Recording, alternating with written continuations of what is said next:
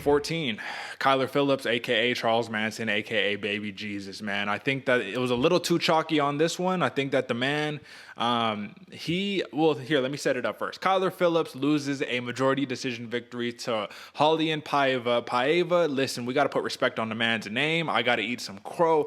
The man came to fight. Did he win the fight? I don't think so. However, did Kyler Phillips win the fight? I don't think so. I think it should have been called a draw, personally. But let's talk about it, man.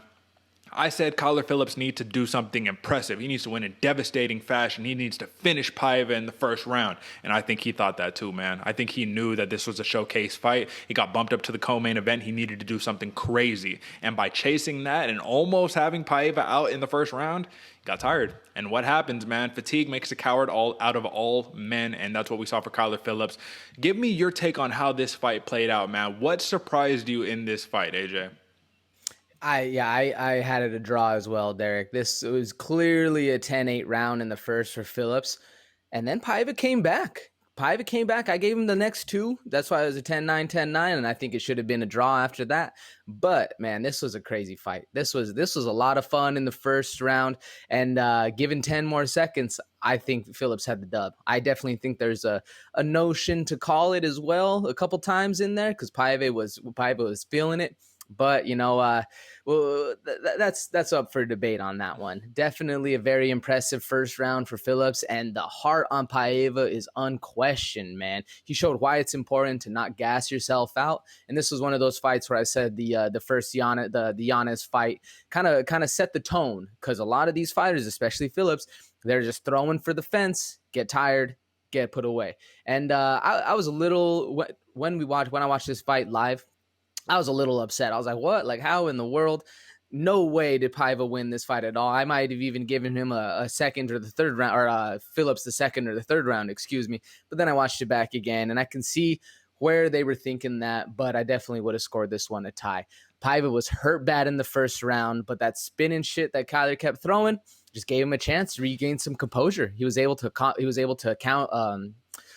What's the word I'm looking for? Like a counter the spinning shit and go forward and actually do some damage or get the best of Kyler Phillips. Just had a brain fart right there, excuse me. But Paiva showed that he has real deal heart, and Phillips showed that he needs some work on the gas tank, man. Paiva has a chin on him as well, even though that's one of the worst things that we could be saying. One of the worst compliments is that he has a hell of a chin, because he got cracked a lot and he got tested. Would have definitely been happier with a draw on this one, but a win is a win for Paiva, And I had a question for you, Derek, on this one. Are you a fan of the referee giving the clock to the fighter? Because it was about 15 seconds in where it could have easily been called, and I think I don't remember if it was the no nonsense. It was. It was, and I don't know if he gave a little look at the clock that was right there and thought, he's got 10 seconds, he'll be all right. So I wanted to comment on this. It's funny that you brought that up, because Dominic Cruz was mad as hell that Keith Peterson allowed Paiva to get that break. He got saved by the clock. You know what I'm saying? He's mad as hell because Keith Peterson is the same referee that pulled Dominic Cruz off when he was still scrambling, still trying to fight.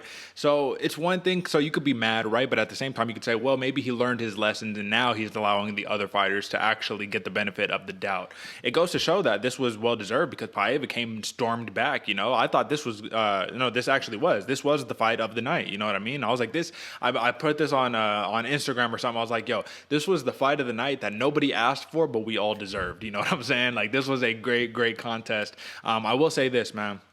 The referee situation with Keith Peterson, it can go back and forth, because at the time I was like, dude, he's getting smashed. Like, why are you... What are we doing here? You're just going to let him just... I thought it would translate to the second round. Kyler Phillips get a stunning showcase knockout, like a spinning heel kick knockout or something crazy like that. But then we saw... big breaths breathing out the mouth for Kyler Phillips, man. And I don't know if it was a gas tank issue as much as he really just tried to lay it all out there in the first round. It was more of a taking too much of a risk issue, not being balanced and not understanding that, like, if I don't get this done, I still got to fight for 2 more rounds, But this is also one of those situations where I wanted to ask you on this, AJ, man.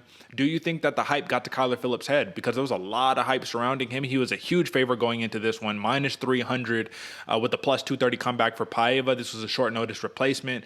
Do you think that Phillips with the green suit, you know what I mean, that mama made, and that, you know, oh, I'm just trying to like smash these guys so I can just keep moving forward up the rankings and whatnot, and I got this whole huge plan. Do you think that he was looking past Paiva? Oh yeah. Oh yeah, I definitely think so. And I think that's why he was hunting that first round KO. If he was, not hunting that or not like thinking past Paiva, he maybe could have been able to take a little bit of breath in the middle of the first round and thought, you know what? I don't need to finish this dude right now. I'll finish him a little bit later. Let me make sure I can actually get the dub, because at the end of the day, the dub is what we want to secure and not necessarily always the flashy striking KO knockouts. I mean, obviously it is better for the paycheck and better for the fan recognition, but the win is what we're at. Everybody's always chasing, and it's that double paycheck. That's really where Phillips should have been thinking. Instead of thinking past Paiva, he should have been thinking, yeah, this is the guy that's going to stop me from eating well. I got to finish him first so that way I can go on and buy some more green suits. Because, yeah, I definitely think he was in the matrix, like he was feeling himself. He was feeling like, oh, I'm Mr. Highlight, like Sean O'Malley, where I can just do what I want when I want and still, get the dub. But not necessarily the case when you got a dude like Paiva who's there, who's been in the grit, been dirty before, been actually able to come up from the ground up, and building. Yeah, so I definitely think it was a misstep by Kyler Phillips. He definitely should have had the victory. I also would have called it in that first for him because he was piecing up Paiva.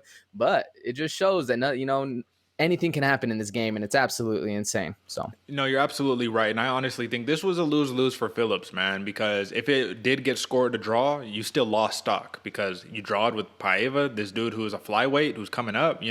If he won via decision, well, decision against short notice replacement, right? The only path to victory for him that would boost his stock was a flashy KO, and I think that's why, just chasing it a little bit too much. Now, enough about Kyler Phillips. Raulian Paiva, a win is a win is a win, just like Macy Barber, but let's talk about the global scorecard once again. Verdict scored it 28.63 to 27.99 in favor of Kyler Phillips. Now, this is not as large as the Miranda Maverick versus Macy Barber, but this was still pretty damn large, you know what I mean? This wasn't very, very close. So basically 0.6 of a point, Phillips was favored over Paiva, and when we talking about 10-8s, man, sometimes we got to be really careful about, oh, is this a 10-8? Should they really? That first round was a 10-8, man. He basically had him compromised. He outstruck him by like 30 strikes. It was like 40-10 in the first round. But then again, Paiva picked it up over the next two and got the dub. So this was a huge win for him. This was his third win in a row and his first win at bantamweight since 2017. So it goes to show, Paiva said he's done with flyweight, and it looks like, man, he's jumping straight into the rankings. He was already ranked at flyweight, so it's not like he was an unranked fighter, but he's jumping straight into the rankings at bantamweight. If MMA logic makes any sense, but sometimes, man, it doesn't, and they could just put him, say, oh, no, it was a good win, but we need Kyler Phillips because of the promotion and the marketing. We need to keep him ranked. I don't know. It's going to be interesting. But this is two fights, AJ, two fights that the verdict scorecard the global verdict scorecard does not agree with the judges, man. So once again, it's a trend. It's a trend.